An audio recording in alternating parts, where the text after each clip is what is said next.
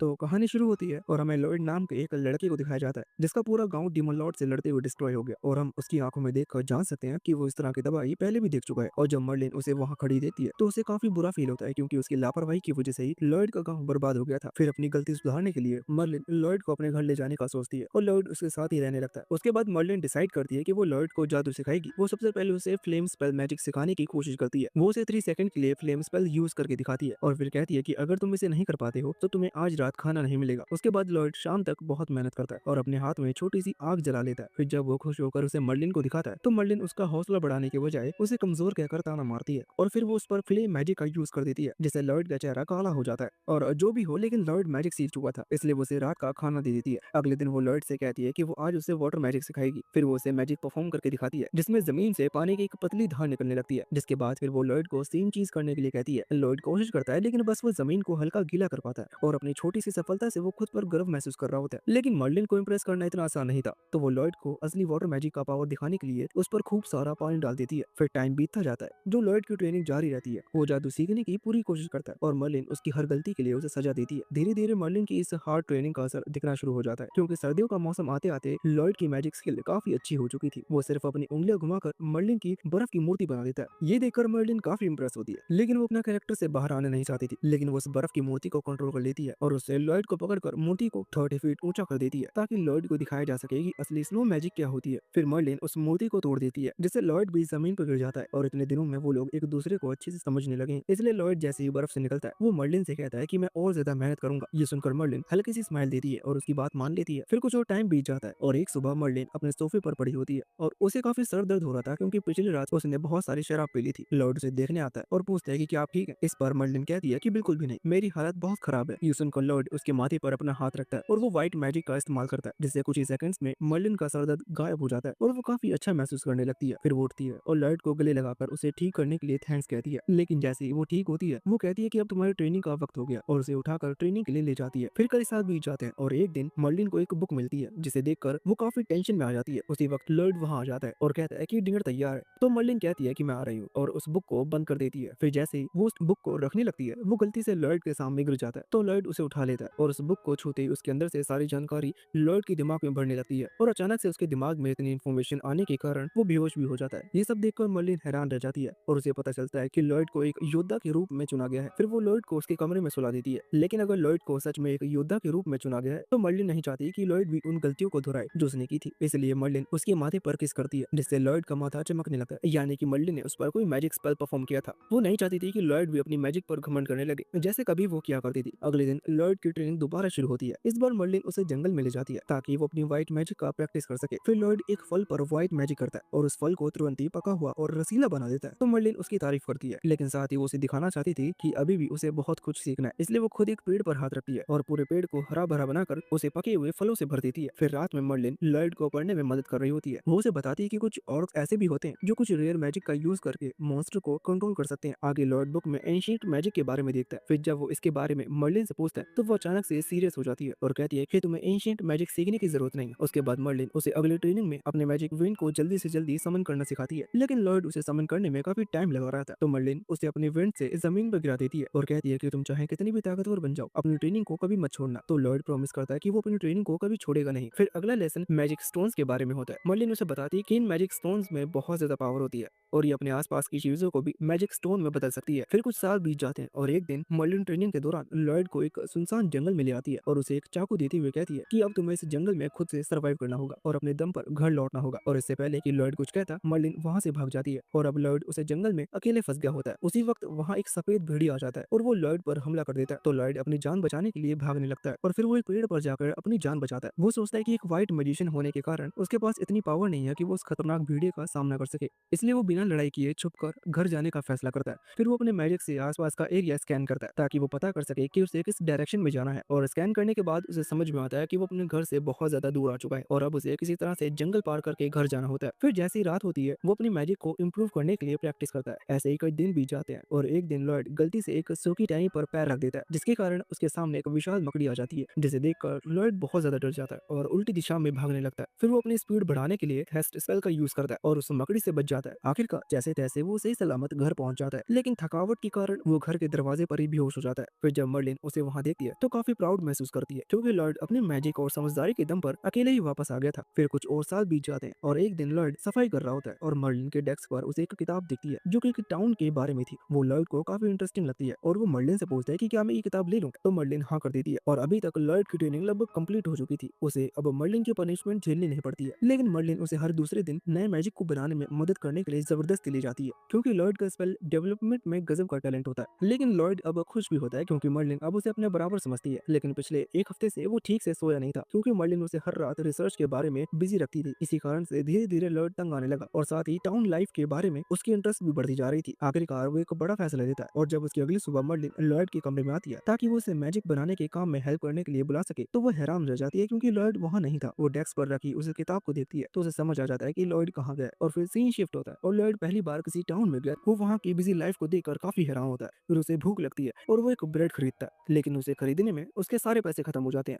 उसे समझ में आ जाता है कि उसे जल्दी कोई काम ढूंढना होगा। तभी अचानक से उसके चेहरे पर एक एडवेंचरस रिक्रूटमेंट का पोस्टर उड़ते हुए आता है। उसे देखकर वो डिसाइड करता है कि वो भी इसमें शामिल होगा। वहाँ हम एक रहस्यमय बंदे को देखते हैं जो लॉयड का पीछा कर रहा होता है। फिर लॉयड एडवेंचरस की टीम में शामिल हो जाता है और एक एजेंट साइक्लॉप्स में जुड़ने के लिए अपने दोस्तों के साथ कासल की छत पर आ जाता है। उनकी टीम का लीडर एलन सीना से उन्हें हील करने के लिए कहता है, लेकिन जैसे ही सीना उन्हें हील करने वाली होती है उससे पहले ही लॉयड अपना रिफाइंड मैजिक यूज करता है जिससे सभी लोग काफी बेहतर फील करने लगते हैं और उनकी पावर्स बढ़ जाती है। लेकिन किसी को पता नहीं चलता कि ये मैजिक लॉयड ने किया है क्योंकि वो इसके बारे में किसी को बताता नहीं। उसके बाद आर्चर साइक्लोप की आंखों में तीर मारती है और रीना साइक्लोप के पंच को ब्लॉक कर देती है और वो खुद ही हैरान रह जाती है कि उसने इतनी आसानी से ये कैसे कर लिया। फिर एलन एक अटैक में ही उस साइक्लोप्स को खत्म कर देता है। इसके बाद एलन खुद पर प्राउड फील करने लगता है जैसे कि उसने खुद के दम पर किया हो। लेकिन रीना नोटिस करती है कि उनकी एनर्जी बढ़ने में लॉयड का हाथ है। फिर साइक्लोप्स को हराने के बाद पूरी टीम वापस शहर में आ जाती है और यहाँ एलन को एक हीरो की तरह ट्रीट किया जाता है क्योंकि साइक्लोप्स को मारना काफी हार्ड था और अब तक कोई दूसरा ऐसा नहीं कर पाया था। फिर उन्हें साइक्लोप्स को हराने के लिए एक बड़ा इनाम दिया जाता है, लेकिन एलन लॉयड को सिर्फ 5 सिक्के देता है और कहता है कि तुम अभी टीम में नहीं हो तो तुम्हारे लिए इतना काफी है। लॉयड भी बिना किसी शिकायत से उन सिक्कों को रख लेता है। फिर एलन जीतने की खुशी में सभी को ड्रिंक करने के लिए कहता है, लेकिन लॉयड वहाँ से उठकर चला जाता है क्योंकि वो ड्रिंक नहीं करना चाहता था। ये देखकर मेज गुस्सा हो जाती है कि लॉयड उनके साथ सेलिब्रेट नहीं करना चाहता, लेकिन एलन कहता है कि उसे जाने दो, हम किसी और व्हाइट मेज को अपने टीम में हायर कर सकते हैं। वैसे भी उसने साइक्लोप्स को हराने में कुछ खास मदद नहीं की थी। फिर सीन शिफ्ट होता है और हम मर्लिन के घर पर वही रहस्यमय बंदा पहुंचता है जो लॉयड का पीछा कर रहा था। मर्लिन उससे लॉयड के बारे में पूछती है तो इस बंदे का नाम विल होता है और वो मर्लिन को बताता है कि लॉयड ने सिटी में एक एडवेंचर की टीम ज्वाइन कर ली है। ये सुनकर मर्लिन राहत की सांस लेती है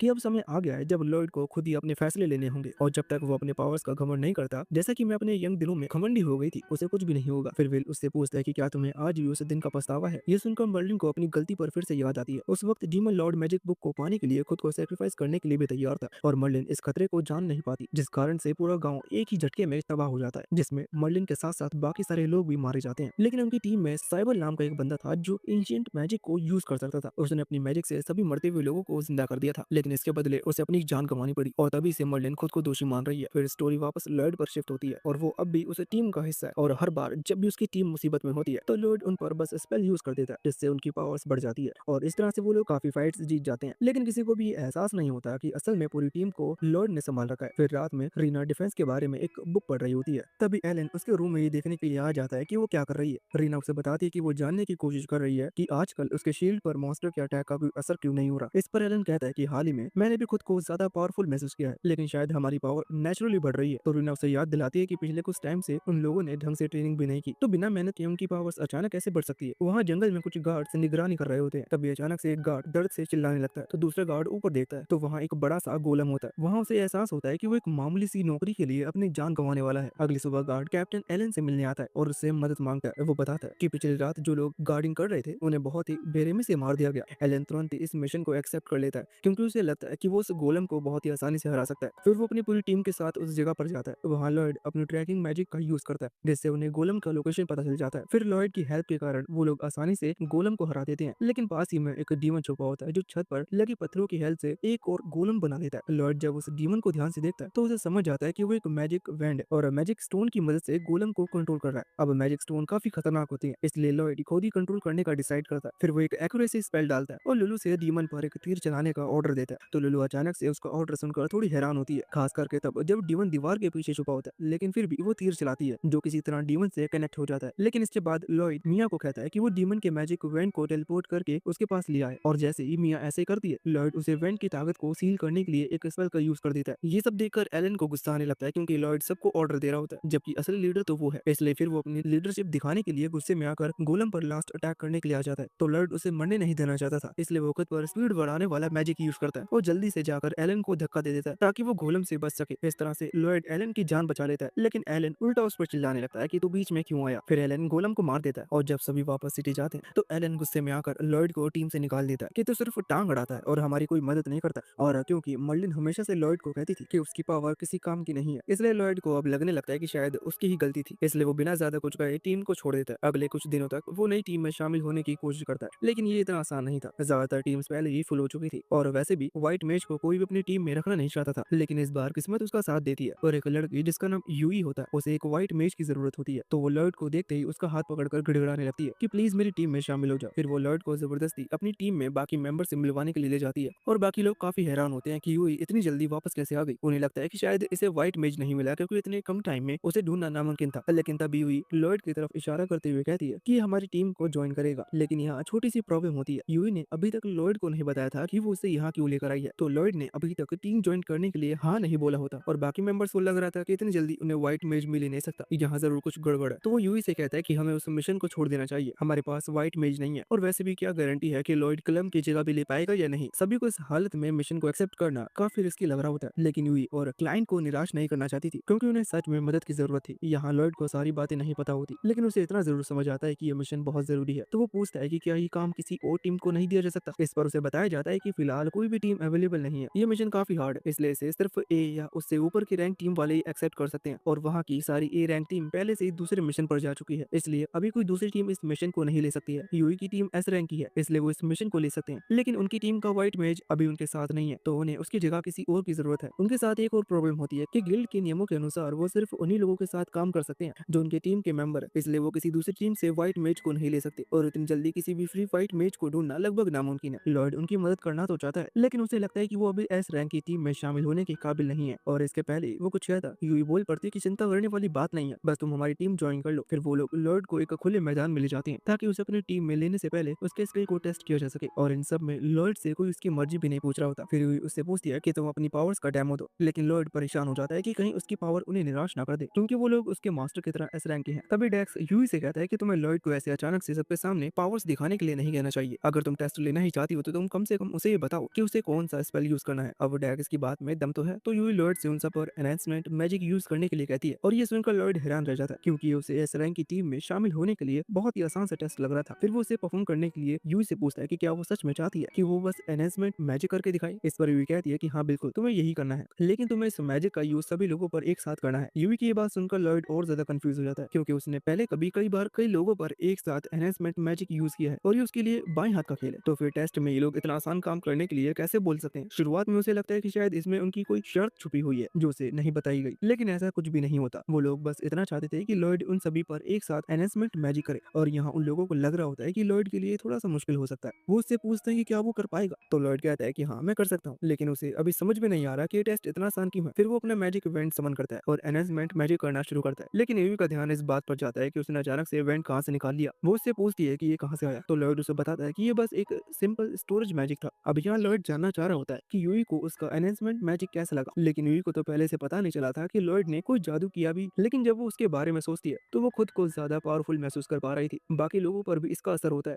लेकिन किसी वजह से उन्हें नॉर्मल एनहांसमेंट मैजिक से कुछ अलग लग रहा था। तभी फिर यूवी एनहांसमेंट मैजिक का असर चेक करने के लिए अपनी तलवार निकालती है और एक पेड़ की तरफ स्विंग करती है और बिना किसी मेहनत के वो पूरा पेड़ एक बार में ही काट देती है। उन्हें देखकर भरोसा नहीं हो रहा था, लेकिन लॉयड को एनहांसमेंट मैजिक यूज करने के बाद ये काफी नॉर्मल लगता है। यूई और बाकी लोगों को लगा था कि लॉयड सिर्फ स्ट्रेंथ बढ़ाने वाला एनहांसमेंट यूज करेगा, लेकिन लॉयड को ये बहुत आसान लगा, इसलिए उसने साथ में डिफेंस स्किल ऐड कर दी। सभी लोग लॉयड की ताकत देखकर बहुत हैरान रह जाते हैं और वो थोड़ी देर के लिए बस उसे ही घूरते जाते हैं, जो देखकर लॉयड गलत समझ लेता है और उसे लगता है कि शायद उसने कुछ गड़बड़ कर दी। तो वो उनसे माफी मांगने लगता है कि उसने उनका टाइम वेस्ट कर दिया और वो उनकी टीम में शामिल होने के लिए लायक नहीं है। लेकिन फिर जैसे ही वो जाने लगता है तो जूली उसे रोक देती है क्योंकि वो इतने टैलेंटेड इंसान को ऐसे हाथ से निकलने नहीं देना चाहती थी और साथ ही वो लॉयड के बारे में और ज्यादा जानना चाहती थी, इसलिए वो उससे कुछ सवाल पूछती है और फिर उसे पता चलता है कि लॉयड पहले हीरो गिल्ड का मेंबर रह चुका है। यूई को ये बहुत ही बड़ी बात लगती है क्योंकि हीरो गिल्ड पूरे किंगडम में काफी फेमस है, लेकिन फिर लॉयड कहता है कि उसे वहां से निकाल दिया गया था क्योंकि वो इतना पावरफुल नहीं है, इसलिए उसे लगता है कि वो उनके किसी भी काम का नहीं है। पर इस पर डैगिस और बाकी सभी लोग कहते हैं कि इस बात का कोई मतलब नहीं है क्योंकि उन्होंने आज तक किसी को इतने सारे एनहांसमेंट मैजिक एक साथ डालते हुए नहीं देखा है। लेकिन अब भी लॉयड का मानना है कि दुनिया में उससे भी ज्यादा पावरफुल लोग होंगे। वो सभी से कहता है कि वो लोग अपने पुराने व्हाइट मैजिक को वापस बुला लें, लेकिन यूई की टीम के लिए ये पॉसिबल नहीं था, क्योंकि कलम जो उनकी टीम की वाइट मेज थी, उसकी छोटी बहन बहुत बीमार है। अभी तक कलम अपनी बहन की देखभाल के साथ साथ एडवेंचर्स कर रही थी, लेकिन इतने सारे प्रेशर की वजह से उसकी तबीयत खराब होने लगी और वो बैटल फील्ड पर फोकस नहीं कर पा रही थी। इसी वजह से उसने टीम को छोड़ दिया। लेकिन वहाँ सभी को पता होता है कि कलम ने सिर्फ इसलिए टीम को छोड़ दिया ताकि वो उन लोगों के लिए बोझ ना बने। वो लोग उसे जाने देना नहीं चाहते थे, लेकिन इसकी सिचुएशन देखते हुए वो लोग उसे रोक नहीं पाए और तभी से वो लोग उसकी जगह पर एक नई व्हाइट मेज की तलाश कर रहे हैं। नॉर्मली वो लोग बिना व्हाइट मेज के ही मिशन को पूरा कर लेते हैं, लेकिन ए रैंक का मिशन बिना किसी हीलर के पूरा करना मुश्किल है। यहाँ लॉयड को समझ आ जाता है कि वो लोग कलम की बहुत ज्यादा परवाह करते हैं, इसलिए वो उनकी मदद करना चाहता है। फिर वो पूछता है कि कलम की बहन को क्या हुआ। अब इसके बारे में यूई को कुछ खास पता नहीं होता, लेकिन वो इतना बताती है कि उसके बहन को एक ऐसी बीमारी है जो उसके शरीर को धीरे धीरे मैजिक स्टोन में बदल रही है। फिर लॉयड को याद आता है कि उसने कहीं पढ़ा था कि मैजिक स्टोन सिर्फ लोगों को ही नहीं बल्कि दूसरी चीजों को भी पत्थर में बदल देता है, और तभी से वो इसका इलाज ढूंढ रहा है। उसे लगता है कि शायद वो मदद कर सकता है। फिर वो यूई से कहता है कि उसे कलम के घर ले चले। कुछ देर बाद वो कलम के घर पहुंच जाते हैं। कलम यूई और एक अनजान बंदे को देखकर हैरान हो जाती है, लेकिन वो उन्हें अंदर बुला देती है और यहाँ लॉयड पहले ही माफी मांग लेता है, क्योंकि उसके सवाल कलम को गुस्सा दिला देते थे। लेकिन वो उसकी बहन की बीमारी के बारे में डिटेल से जानना चाहता था। कलम को इससे कोई परेशानी नहीं होती और वो पूरी बात बताना शुरू करती है। वो बताती है कि वो और उसकी बहन सिल्वी पहले हमेशा साथ में एडवेंचर करती थी, लेकिन एक मिशन के दौरान सिल्वी घायल हो गई और तब से ही उसे होश नहीं आया। यूई पूछती है कि क्या सिल्वी को किसी मॉन्स्टर ने इंजर्ड किया है, लेकिन कलम को पता नहीं होता कि असल में वहाँ हुआ क्या था, क्योंकि जब सिल्वी मिली थी तो वो पहले से ही बेहोश थी। फिर लॉर्ड पूछता है कि सिल्वी में बीमार होने के बाद से क्या क्या सिम्टम्स दिख रहे हैं। इस पर कलम कहती है कि बताने से अच्छा तुम लोग खुद ही देख लो। फिर वो उन्हें सिल्वी के रूम तक ले जाती है। फिर अंदर जाने से पहले कलम उन्हें सिल्वी की कंडीशन के बारे में वार्न करती है। फिर जैसे ही वो दरवाजा खोलती है तो पूरा रूम नेगेटिव एनर्जी से भरा होता है और ये एनर्जी सिल्वी से रिलीज हो रही थी। फिर कलम चादर हटा देती है और हम देखते हैं कि सिल्वी के हाथ और पैर पत्थर में बदलना शुरू हो गए हैं। लॉर्ड पहली बार इस तरह का कुछ देख रहा होता है। वो काफी हैरान होता है कि मैजिक स्टोन किसी की क्या हालत बना देता है। अब सिल्वी की एनर्जी बेकाबू हो चुका था और इसी वजह से उसका शरीर धीरे धीरे पत्थर में बदल रहा है और वो जल्दी पूरी तरह से स्टोन में बदल जाएगी। फिर लॉर्ड कलम से कहता है कि मुझे सिल्वी को देखने दो, मेरे पास एक आइडिया है और अगर ये काम करता है तो हम सिल्वी को ठीक कर सकते हैं। उसकी बात जानकर कलम को यकीन नहीं होता कि लॉर्ड कुछ कर सकता है, क्योंकि वहाँ के बेहतरीन हीलर्स भी सिल्वी को ठीक नहीं कर पाए थे। तभी लॉर्ड बताता है कि सिल्वी के अंदर हाई प्योरिटी मैजिक वाला स्टोन चला गया है। फिर वो कलम से पूछता है कि क्या जिस गुफा में सिल्वी को चोट लगी थी वहाँ काफी ज्यादा नेगेटिव एनर्जी थी। इस पर कलम उसकी बात कंफर्म करते हुए हाँ करती है। असल में वो जिस मिशन पर थे उसका मकसद था गुफा में मैजिक स्टोन्स को कलेक्ट करना, तो शायद सिल्वी की हालत का कारण भी उसी गुफा में छुपा हुआ है। फिलहाल लॉर्ड कलम से सिल्वी की चोट दिखाने के लिए कहता है, तो कलम उसे सिल्वी की चोट दिखाती है। ये बिल्कुल वैसा ही होता है जैसा लॉर्ड ने सोचा था। वो बताता है कि जरूर सिल्वी की बॉडी में एक मैजिक स्टोन चला गया है और वो उनकी एनर्जी के कारण ही वो स्टोन में बदलती जा रही है। अभी तक लॉर्ड की हर बात सही साबित हो रही थी, इसलिए यूई कलम से कहती है कि उसे लॉर्ड पर भरोसा करना चाहिए ताकि वो सिल्वी की जान बचाने की कोशिश कर सके। फिर सारी तैयारी होने के बाद लॉर्ड एक स्पेल कास्ट करता है और सिल्वी की बॉडी से सारी नेगेटिव एनर्जी निकालना शुरू कर देता है। लेकिन इतना सारा डार्क एनर्जी को अब्सॉर्ब करना उसके लिए भारी पड़ने लगता है। लेकिन अगर वो सिल्वी को ठीक करना चाहता है तो उसके शरीर से जितना ज्यादा हो सके डार्क एनर्जी को निकालना होगा और साथ ही उसे ये भी ध्यान रखना होगा कि एनर्जी की कमी से सिल्वी की जान न चली जाए। इसलिए वो डार्क एनर्जी निकालने के साथ साथ उसे हील भी करने लगता है। लेकिन क्लम उसे हीलिंग स्पेल को पहचान नहीं पा रही थी जो लॉयड यूज कर रहा था, तो वो पूछती है कि क्या इसमें कुछ अलग है। इस पर लॉयड बताता है कि सिल्वी के शरीर से जो एक्स्ट्रा एनर्जी आ रही है उसे कहीं खर्च करना होगा, इसलिए वो एक कमजोर हीलिंग स्पेल यूज कर रहा है जो ज्यादा एनर्जी को अब्सॉर्ब करता है और इससे वहाँ की एक्स्ट्रा एनर्जी भी यूज हो जाएगी। यूई को व्हाइट मेज के मैजिक के बारे में ज्यादा पता नहीं होता, इसलिए वो कलम से पूछती है कि क्या जो लॉयड कर रहा है वो कमाल का है, लेकिन कमाल शब्द भी लॉयड के लिए कम पड़ते हैं। वो खुद से बनाए गए स्पेल का यूज कर रहा होता है, साथ ही वो अकेले ही दो अलग अलग टाइप के मैजिक कास्ट कर रहा होता है जो अपने काम में ही एक बहुत ही बड़ी बात होती है। और तो और उसके अंदर नॉर्मल लोगों से काफी ज्यादा पावर होती है। फिर जैसे जैसे लॉयड हीलिंग करता है कि बॉडी में हो रही मैजिक टोन का असर ठीक होने लगती है और जब लॉयड अपना काम पूरा करता है तो सिल्वी का शरीर पूरी तरह से नॉर्मल हो जाता है और इतनी मेहनत के बाद लॉयड बुरी तरह से थक जाता है। उसके थोड़ी देर बाद ही सिल्वी होश में आ जाती है और उसे होश में देखकर कलम की आंखों से खुशी के आंसू गिरने लगते हैं। फिर वो सिल्वी को ठीक करने के लिए लॉयड और यूई को दिल से थैंक यू बोलती है। फिर वो उन्हें बताती है कि जैसे ही सिल्वी पूरी तरह से ठीक हो जाएगी कलम उसके साथ फिर से एडवेंचर पर जाएगी। यूई को जानकर काफी बुरा लगता है कि कलम अब उसकी टीम में दोबारा शामिल नहीं होगी, लेकिन साथ ही वो समझती है कि कलम को अपनी बहन के साथ रहना ज्यादा जरूरी है, इसलिए वो चुपचाप बाय बोलकर वहाँ से चली जाती है। लॉयड भी वहाँ से जाने ही वाला होता है, तभी कलम उसे आवाज देती है और कहती है कि वो उसकी टीम का अच्छे से ध्यान रखे। इस पर लॉयड हंसते हुए हाँ कहता है कि मैं तो अभी ऑफिशियली टीम का मेंबर भी नहीं हूँ और उसे लगता है कि वो बहुत कमजोर है और उनके किसी काम का भी नहीं है। कलम को समझ में नहीं आता कि लॉयड खुद को कमजोर कैसे कह सकता है, लेकिन वो स्माइल करती है और कहती है कि बस अपने दिल की सुनो। फिर उसी शाम को यूई और लॉयड बाकी टीम मेंबर को सिल्वी से ठीक होने की न्यूज देते हैं, तो सब मिलकर लॉयड की तारीफ करते हैं। लेकिन साथ ही कलम ने टीम को दोबारा ज्वाइन करने से साफ मना कर दिया था, इसलिए उन्हें अपनी टीम के फ्यूचर के बारे में दोबारा सोचना होगा। और यहाँ लॉयड को इतने कम टाइम में ही टीम के सभी लोग पसंद आने लगे हैं। वो देखता है कि लोग एक दूसरे की सच्चे दिल से परवाह करते हैं, ना कि हीरो गिल्ड के जैसे मतलबी हैं। फिर लॉयड थोड़ा नर्वस होते हुए सबसे पूछता है कि क्या आप भी वो उसे अपनी टीम में लेना चाहेंगे, और बाकी लोग तो बस इस क्वेश्चन का वेट कर रहे होते हैं और इसी तरह से लॉयड उनकी टीम में शामिल हो जाता है। फिर वो लॉयड की ऑफिशियली टीम ज्वाइन करने की खुशी में पार्टी करते हैं और यूई लॉयड से कहती है कि आज रात वो जितना चाहे उतना खा सकते हैं और उसका बिल टीम की तरफ से होगा। और लॉयड लॉयड जब से शहर आया था तब से उसे ये चीज सबसे अच्छी लगती है और वो बिना किसी देरी के खाना शुरू करता है और एक के बाद एक प्लेट खत्म करते जाता है क्योंकि उसे वहाँ का खाना बहुत टेस्टी लग रहा था। लेकिन बाकी लोग काफी हैरान होते हैं कि लॉयड खाने की इतनी तारीफ क्यों कर रहा है, क्योंकि उनके हिसाब से इसे खाने का टेस्ट काफी नॉर्मल था। लॉयड को उनकी बात सुनकर यकीन नहीं होता कि इतने स्वादिष्ट खाने को ये नॉर्मल कैसे बोल रहे हैं, और ये सब देखकर वो अपने बचपन का खाना याद करता है और सोचने लगता है कि अगर ये एवरेज है तो वो क्या था। तो बाकी लोग उससे पूछते हैं कि वो बचपन में कैसा खाना खाया करता था। इस पर वो बताता है कि जो भी मास्टर गार्डन में उगाती थी वो मैं खा लेता था, जैसे कि मशरूम, कुछ जड़ी बूटी और जंगल से लाया हुआ मीट। लेकिन उसके मास्टर की कुकिंग स्किल ऐसी थी कि उन्हें नमक भी मसालेदार लगता था, इसलिए उनके बनाए हुए खाने में कभी कोई टेस्ट ही नहीं होता था। फिर वो उससे पूछती है कि उसके मास्टर किस तरह के इंसान है, क्योंकि कुकिंग स्किल अलग बात है, लेकिन अगर उन्होंने लॉयड को इतनी इंप्रेसिव मैजिक सिखाई है तो वो खुद भी कमाल की मैजिशियन रही होगी। तभी सिल्का पूछती है कि क्या लॉयड की मास्टर भी उसी की तरह एक व्हाइट मेज है, और ये सुनकर लॉयड सोच में पड़ जाता है क्योंकि उसने ये चीज कभी अपने मास्टर से पूछी ही नहीं थी। फिर वो कहता है कि मुझे पक्का तो नहीं पता, लेकिन शायद वो कॉम्बैक्ट ओरिएंटल मेज है, क्योंकि वो जितनी बार भी कुछ करती है वहाँ धमाका हो जाता है। और ये जानकर सिल्का हैरान हो जाती है कि लॉयड की मास्टर ने उसे व्हाइट मैजिक सिखाई जबकि वो खुद व्हाइट मेज भी नहीं है। फिर वो कहती है कि अगर पॉसिबल हो तो वो लॉर्ड की मास्टर से ट्रेनिंग लेना चाहेगी, लेकिन लॉर्ड तुरंत मना कर देता है। वो कहता है कि मेरे हिसाब से तुम्हारी भलाई इसी में है कि तुम मेरी मास्टर से कभी ना मिलो, क्योंकि जिस तरह की तकलीफों से उसे मर्लिन की ट्रेनिंग में गुजारना पड़ा था वो अपने दुश्मनों के लिए भी वैसा नहीं सोचेगा। लेकिन इसका मतलब ये नहीं है कि वो अपने मास्टर को पसंद नहीं करता, वो थोड़ी रूड है लेकिन वो इतनी ही दयालु भी है। उन्होंने हर समय अपने लॉर्ड का ख्याल भी रखा है। फिर उनकी पार्टी खत्म होने के बाद यूई सबको याद दिलाती है कि उन्हें अपनी अगले मिशन की स्ट्रेटेजी भी बनानी है, लेकिन उससे पहले उन्हें लॉर्ड को इस मिशन के बारे में सारी चीजें बतानी होगी। फिर यूई मिशन का नोटिस निकालती है और डैगस उसे बताता है कि उनका मिशन एक ऐसे मॉन्स्टर के झुंड को खत्म करना है जो हाल ही में खेतों को तहस महस कर रहे हैं। गांव वाले उन्हें रोक नहीं पा रहे हैं, और अजीब बात यह है कि उस झुंड में एक तरह की नहीं बल्कि काफी अलग अलग तरह की प्रजातियों के मॉन्स्टर हैं। ये इतना अजीब केस है कि उनके लिए सोच पाना मुश्किल है कि उनका सामना किस चीज से हो सकता है। लेकिन यूई का मानना है कि एडवेंचर होने के नाते लोगों की मदद करना उनका कर्तव्य है, और लॉर्ड भी उसकी बात से अग्री करता है। फिर जब बात मॉन्स्टर की भीड़ से लड़ने की हो तो यूई और डैगस कुछ खास नहीं कर सकते, इसलिए उन्हें मॉन्स्टर को खत्म करने के लिए सिल्की की एईओ मैजिक पर निर्भर रहना होगा। लेकिन बड़ी जगह में मैजिक परफॉर्म करने के लिए बहुत ज्यादा एनर्जी की जरूरत होती है, इसलिए सिल्का अपनी परेशानी जाहिर करती है कि अगर मॉन्स्टर की संख्या बहुत ज्यादा हुई तो शायद वो सबको खत्म ना कर पाए। फिर यूई लॉर्ड से पूछती है कि क्या वो कोई अटैक मैजिक कर सकता है। इस पर वो बताता है कि हाँ, उसे कुछ स्पेल आते हैं, लेकिन उसकी मैजिक सिल्का जैसे कॉम्बैट मेज की तुलना में ज्यादा असरदार नहीं होंगे। उसके बाद फिर वो फाइट के लिए प्लान बनाने लगते हैं। डैग्स सजेस्ट करता है कि वो और यूई सबसे आगे जाकर मॉन्स्टर का ध्यान अपनी तरफ खींचेंगे, और जब सारे मॉन्स्टर उनका पीछा करने लगेंगे तो उन सबको एक जगह ले आएंगे जहाँ सिल्का अपने मैजिक से उन्हें एक बार में ही खत्म कर देगी। और जब सिल्का मैजिक परफॉर्म कर रही होगी तो कर्स उसे प्रोटेक्ट करेगा और लॉयड उन्हें हील करेगा और उनकी मदद करेगा। सिल्का थोड़ा एक्साइटेड हो जाती है क्योंकि उसे पता है कि लॉयड की एनहेंसमेंट मैजिक बहुत ही पावरफुल है, लेकिन लॉयड को अभी भी समझ में नहीं आ रहा था कि सब लोग उसके बारे में इतना अच्छा क्यों सोचते हैं। शुरुआत में ही यूई को लग गया था कि लॉयड जानबूझकर अपनी पावर छुपा रहा है, लेकिन अब उसे समझ में आ जाता है कि लॉयड सच में नहीं जानता कि वो कितना ज्यादा पावरफुल है, इसलिए यूई उसे खुद पर भरोसा रखने के लिए कहती है। इस पर लॉयड कहता है कि मुझे हीरो गिल्ड से इसलिए निकाल दिया गया था क्योंकि मेरे पास कुछ खास पावर्स नहीं थी, इसलिए वो खुद पर भरोसा नहीं कर पा रहा था। उसकी बात सुनकर पूरी टीम हैरान हो जाती है कि आखिर कौन बेवकूफ जिसने लॉयड को कमजोर कहा था। वहाँ पर सभी को लॉयड पर पूरा भरोसा होता है और ये जानकर लॉयड को भी खुशी होती है। फिर स्ट्रेटेजी मीटिंग खत्म होने के बाद सब बाहर आ जाते हैं और डिसाइड करते हैं कि सुबह में वो लोग मिशन शुरू कर देंगे। फिर सभी अपने होटल की तरफ जाने लगते हैं। लॉयड अपोजिट डायरेक्शन में जा रहा होता है जो कि डैगस नोटिस कर लेता है। फिर वो लॉयड के पास जाकर पूछता है कि वो कहाँ जा रहा है, तो थोड़ी हिचकिचाहट के बाद लॉयड बताता है कि उसके पास इतना पैसा नहीं है कि वो होटल में रह सके, इसलिए जब से वो शहर आया है तब से एक पुल के नीचे सो रहा है। अब डैगस को ये बात बिल्कुल भी अच्छी नहीं लगती कि उसका दोस्त सड़क पर सो रहा है, इसलिए वो उसे सिक्कों की एक थैली देता है और कहता है कि इसे ले लो, लेकिन लॉयड उसे लेने से मना कर देता है। तो डैगस कहता है कि इसे एक लोन की तरह समझो और मिशन पूरा होने के बाद जब पैसे मिलेंगे तब मुझे लौटा देना। ये सुनकर लॉयड काफी इमोशनल हो जाता है और प्रॉमिस करता है कि वो किसी भी हाल में उसका कर्जा चुका देगा। ये देखकर डैक्स स्माइल करता है। उस रात लॉयड पहली बार काफी दिनों के बाद बिस्तर पर सोता है और वो काफी खुश था क्योंकि उसे बहुत ही अच्छे दोस्त मिले हैं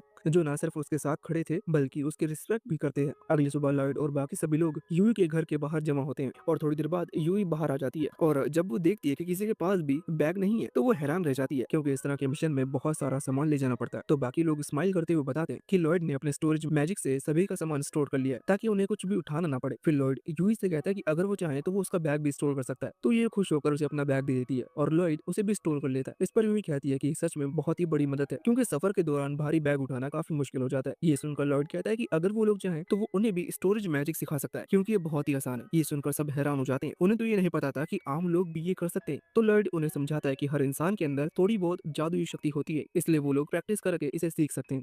तो ये सुनकर सभी लोग काफी एक्साइटेड होते हैं और उसे मैजिक सिखाने के लिए कहते हैं। फिर थोड़ी देर में उनका सफर शुरू होता है और वो मैदान से होते हुए धीरे धीरे आगे बढ़ते हैं और आखिरकार राक्षसों के देश के बॉर्डर के पास पहुंच जाते हैं। अभी वहाँ काफी शांति है क्योंकि मॉन्स्टर कुछ समय से छिपे हुए हैं, लेकिन किसी को नहीं पता कि वो फिर कब हमला कर दे। फिर हम घने जंगलों के अंदर एक रहस्यमय काले कपड़ों में लिपटा हुआ आदमी को देखते हैं जो किसी खतरनाक काले जादू का यूज कर रहा होता है और उसे देखकर ऐसा लग रहा था कि वो लॉयड की टीम के लिए खतरा साबित होने वाला है। फिर लॉयड और बाकी सभी लोग अपने पहले चेक पॉइंट पर पहुंच जाते हैं और वो वहाँ उम्मीद से काफी पहले पहुंच गए थे, इसलिए वो वहाँ पर कैंप लगाने का डिसाइड करते हैं। लॉयड अपने स्टोरेज से सारा कैंपिंग गियर निकालता है और फिर सभी मिलकर टेंट लगाते हैं और रात के लिए फायर प्लेस की तैयारी करने लगते हैं। फिर काफी देर तक काम करने के बाद सब कुछ तैयार हो जाता है। यूई पसीने से भीग चुकी थी। फिर वो थक कर डैक्स से पूछता है कि क्या मैं नदी में जाकर नहा सकती हूँ, लेकिन डैक्स मना करते हुए कहता है कि अभी बहुत काम बाकी है, हमें रात के खाने के लिए लकड़ियां भी जमा करनी है। तभी लॉयड वहाँ आता है और कहता है कि वो यूई के बदले लकड़ियां ले आएगा। फिर यूई उसे थैंक्स बोलती है और वो सिल्का का हाथ पकड़कर उसे पानी में ले जाने लगती है। वहाँ लॉयड अकेले ही जंगल में सूखी लकड़ियां जमा कर रहा होता है। थोड़ी देर में ही वो काफी लकड़ियां जमा कर लेता है। उसके बाद वो वापस आने की तैयारी करने लगता है, मगर तभी नदी की ओर से यूई और सिल्का की चीखने की आवाज आती है। अब हम यहाँ देखते हैं कि वो दोनों नदी में नहा रही होती हैं, लेकिन पानी में एक जायंट बोसिलिस्क छुपा हुआ था। उन दोनों की हालत और भी ज्यादा खराब होने लगती है क्योंकि उन्हें याद आता है कि उनके पास कोई भी हथियार नहीं है। तो यहाँ अगर लॉयड ने जल्दी कुछ नहीं किया तो वो दोनों उस मॉन्स्टर का शिकार बनने वाली है। फिर लॉयड बिना टाइम वेस्ट किए पहाड़ से फिसलते हुए नीचे आता है और उस मॉन्स्टर का ध्यान भटकाने के लिए एक छोटी सी आग की बॉल बनाकर उसकी तरफ फेंक देता है,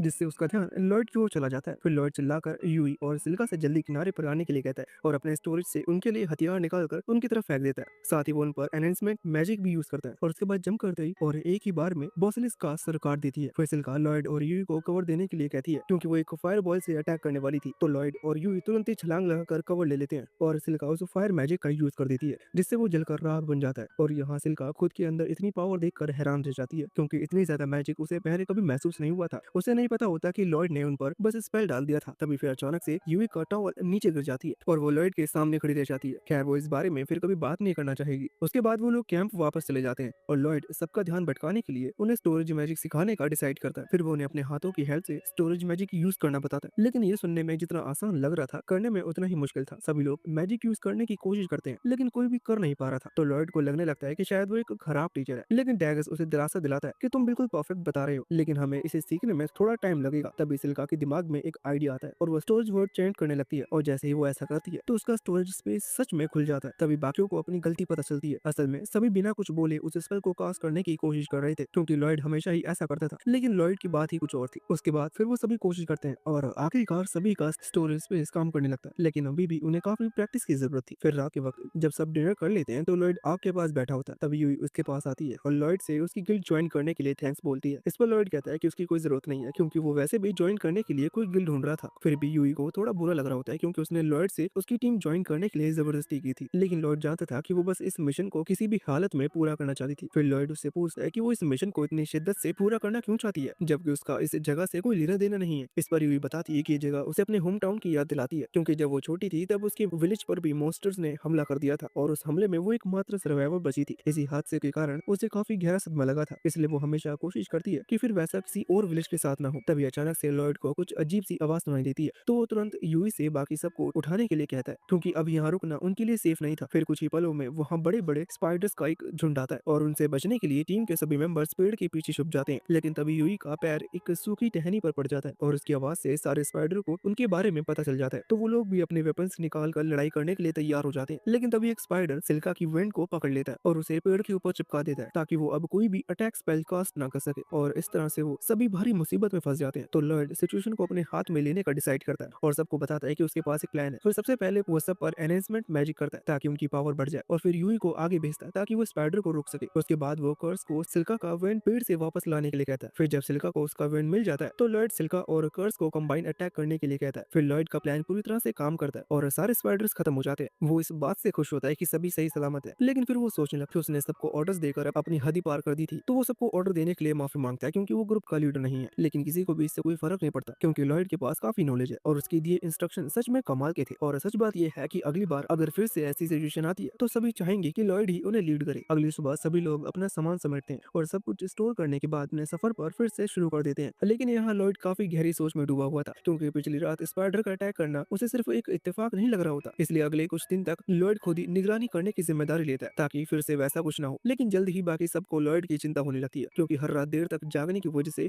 उसकी तबीयत खराब हो सकती थी। फिर वो लोग रोटेटिंग शिफ्ट में निगरानी रखने का सुझाव सुझाव देते हैं, लेकिन लॉयड कहता है कि रात में जागना उसकी आदत है और इससे उसे कोई परेशानी नहीं है। लॉयड को ये लग रहा होता है कि उसकी स्किल इतनी पावरफुल नहीं है, इसलिए उसे इस तरह से अपनी टीम की मदद करनी चाहिए, जबकि ये बिल्कुल भी सच नहीं होता और ये बात सभी को पता थी। उन्होंने उसे कई बार समझाने की कोशिश की कि उसकी स्किल इतनी एक्स्ट्रा ऑर्डिनरी नहीं है, फिर भी लॉयड उन पर भरोसा नहीं कर पा रहा होता। इसलिए सिल्का कहती है कि फिलहाल इस टॉपिक को रहने दो और हम लोग थोड़ा आराम कर लेते हैं। फिर जाने से पहले वो लॉयड से भी कहती है कि तुम खुद को इतना फोर्स मत करो। अगली सुबह वो लोग फिर से अपनी यात्रा शुरू करते हैं और यूई अब लॉयड की सेल्फ कॉन्फिडेंस को लेकर सच में परेशान होने लगती है। तभी वो देखती है कि लॉयड एक तरफ चुपचाप कोई स्पेल कास्ट कर रहा होता है, तो वो उसके पास जाकर पूछती है कि वो क्या कर रहा है। इस पर लॉयड बताता है कि वो बस एक सिंपल डिटेक्शन स्पेल कास्ट कर रहा है ताकि उसे मॉन्स्टर के लोकेशन को पता चल जाए, लेकिन इतना सिंपल नहीं था। डिटेक्शन मैजिक इतना रेयर होता है कि यूई ने आज तक किसी को भी इसका यूज करते हुए नहीं देखा था, लेकिन लॉयड के लिए ये कोई बड़ी बात नहीं थी। वो कहता है कि उसकी डिटेक्शन रेंज बस कुछ किलोमीटर तक ही है, लेकिन टाइम टाइम पर उसका यूज करने से वो सुरक्षित रह सकते हैं। यूई भी कहती है कि डिटेक्शन मैजिक से उनका सफर सच में काफी सेफ हो जाएगा, लेकिन फिर उसे चिंता होती है कि लॉयड अगर इतनी पावर यूज करेगा तो इसके लिए प्रॉब्लम वाली बात हो सकती है। फिर यूई उससे पूछती है कि क्या वो किसी तरह से उसकी मदद कर सकती है, लेकिन लॉयड कहता है कि नहीं, मैं सब संभाल लूंगा, मुझे कोई मदद नहीं चाहिए। उस रात फिर से लॉयड निगरानी रखने के लिए जागता है। वहाँ दूसरी तरफ जब यूई और सिल्का टेंट के अंदर आते हैं तो वो सोचने लगते हैं कि क्या लॉयड हम पर भरोसा नहीं करता या फिर कुछ और बात है। यूई को पता है कि लॉयड बहुत कैपेबल है, लेकिन अभी तक उसने किसी भी टीम मेंबर के ऊपर भरोसा नहीं किया था, जबकि वो लोग एक दूसरे के साथ देते हैं। लेकिन सिल्का को इसमें कोई प्रॉब्लम नहीं लगती, क्योंकि कुछ लोगों को अपने टीममेट से घुलने मिलने में टाइम लगता है। जब उनकी टीम पहली बार बनी थी तब यूई और सिल्का भी एक दूसरे से बहुत ही कम बात करते थे, लेकिन धीरे धीरे उनका रिश्ता मजबूत होता गया और वो बहुत ही अच्छी दोस्त बन गई। लेकिन यहाँ लॉयड का तो मामला अलग ही है, क्योंकि उसे लगता है कि वो बहुत कमजोर है और इसी वजह से वो बिना मतलब का खुद को साबित करने की कोशिश कर रहा है, जबकि उसे ऐसा करने की कोई जरूरत नहीं है। फिर वो ये भी कहती है कि मुझे भी लगता है कि शायद उसे सच में कुछ टाइम की जरूरत है, लेकिन उसके ऐसे बर्ताव के पीछे जरूर कुछ कारण है। उधर लॉयड अभी भी निगरानी कर रहा होता है, तभी डैगस उसके पास आता है और कहता है कि उसे किसी काम में लॉयड की मदद चाहिए। फ्रेंड लॉयड से कहता है कि मुझे हेल्प करने में कोई प्रॉब्लम नहीं है, लेकिन अभी मैं नहीं जा सकता क्योंकि मुझे यहाँ निगरानी करनी है। तभी कॉर्स भी वहाँ जाता है और कहता है कि थोड़ी देर के लिए वो यहाँ निगरानी कर लेगा और आखिरकार लॉयड मान जाता है और डैगस के साथ चला जाता है। वो दोनों जंगल के अंदर आ जाते हैं, जहाँ एक जगह पर डैगस पेड़ों के बीच में एक चाइम स्टीम्स को लगाना शुरू करता है। तो लॉयड पूछता है कि वो क्या कर रहा है। इस पर डैगस बताता है कि अगर कोई मॉन्स्टर हमारी तरफ आएगा तो ये सिस्टम उसके बारे में उन्हें पहले ही बता देगी, जिससे लॉयड को अब पूरी रात जाकर निगरानी करने की जरूरत नहीं है। तो लॉयड इसके लिए मना करने लगता है क्योंकि सोते समय वो अपना डिटेक्शन मैजिक यूज नहीं कर सकता। इसी पर डैगस पूछता है कि क्या तुम्हें हम लोगों पर भरोसा नहीं है। इस पर लॉयड कहता है कि मुझे तुम लोगों पर पूरा भरोसा है, लेकिन पिछले कुछ टाइम से वो जिस तरह से बर्ताव कर रहा था उससे पूरी टीम को लगता है कि उसे उन पर भरोसा नहीं है। वो सारा काम अकेले करता है और किसी और को किसी भी काम में मदद करने नहीं देता। फिर लॉयड डैगस को यकीन दिलाता है कि वो उन पर पूरी तरह से भरोसा करता है, लेकिन मर्लिन ने उसे हमेशा हर काम अकेले करना सिखाया था। और फिर जब वो पहली बार सिटी आया था तो जिस गिल्ड को उसने ज्वाइन किया था वहाँ उन लोगों ने उसे यूजलेस बोलकर रिजेक्ट कर दिया था। इसलिए उसे लगने लगा कि अगर वो कड़ी मेहनत से खुद को साबित नहीं करेगा तो वो दूसरों के लिए कभी भी यूजफुल नहीं बन पाएगा। डैगस ये सब सुनकर कहता है कि लॉयड उनके लिए कभी भी बोझ नहीं है और अगर ऐसा होता भी है तब भी उन्हें कोई प्रॉब्लम नहीं है, क्योंकि उन्होंने टीम बनाई इसलिए थी ताकि वो एक दूसरे पर भरोसा कर सके और जरूरत पड़ने पर एक दूसरे से मदद ले सके।